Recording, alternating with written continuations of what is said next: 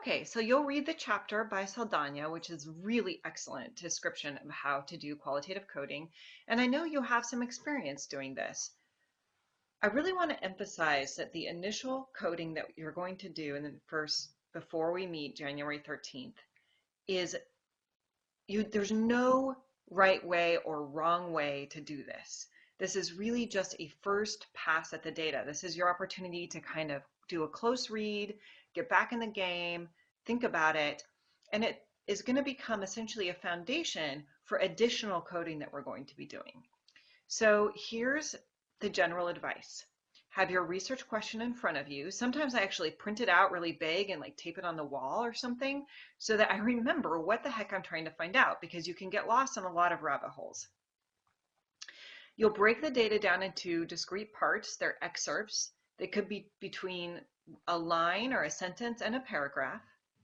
And then you'll give each part a descriptor related to your research question and what you see in the data. And Saldana has lots of great examples. And you'll start to notice that there are patterns. Maybe there are repeated codes, repeated places where you see certain descriptors come up over and over. Maybe you'll see new things arise. Very important to have fun in this process. I don't want you to take a huge amount of time. This is a quick pass over the data, an hour plus or minus. If you don't even finish the whole interview, that's fine. This is just to kind of dive back into the data.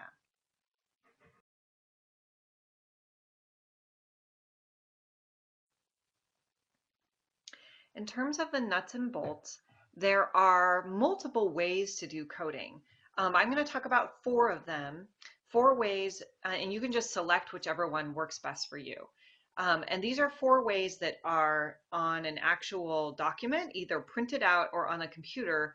There are also computer assisted qualitative coding processes, but we will talk about that later.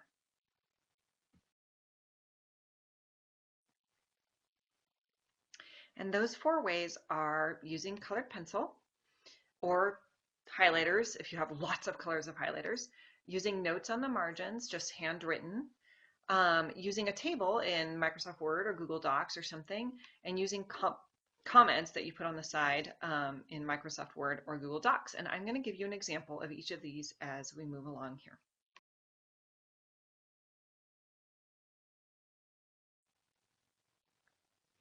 So this is an example of using colored pencils or putting notes along the margins. And you can see here, I have it's actually an observation here, that I have selected particular colors to represent particular things I see in the data.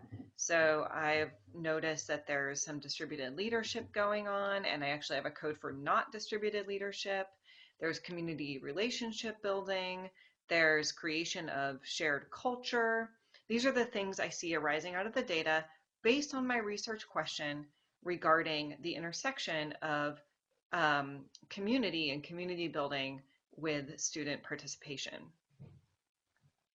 And you'll see down below how I have actually underlined with particular colors that relate to these codes. And this is very much, this process you see here is very much an initial coding process. You can see that it's quite messy. You can see that I'm just coming up with ideas as I go along. You can see here I've got some notes in the margin, always inclusive, this one says. So, you know, sort of just jotting down some ideas.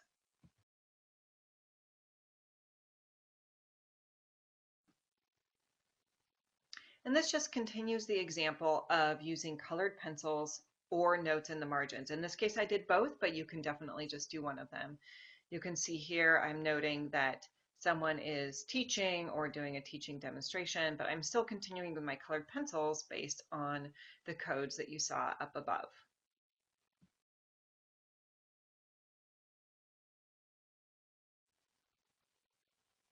For those of you who prefer to type or do your coding in a computer, this is an example of using a table in Microsoft Word. So I've put an excerpt of, this is an interview, into the left-hand box on the table, and I'll break it up usually by paragraphs. And in the right-hand box, I start to put the codes. In this case, the codes I'm using have to do with a research question around district priorities for science education. And you can see that I've coded, here they mention elementary school being a priority. Here they mention STEM careers. Here they mention alignment with Common Core.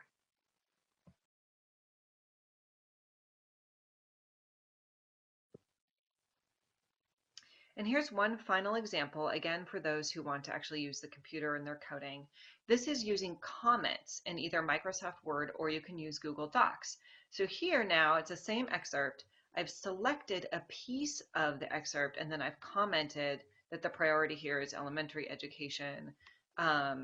Here I've selected an excerpt and talked about STEM careers in the comment. Here I've selected the excerpt on Common Core alignment and put a comment about Common Core alignment.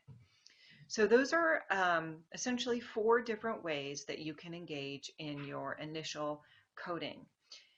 And again, I just want to emphasize that this is an initial pass.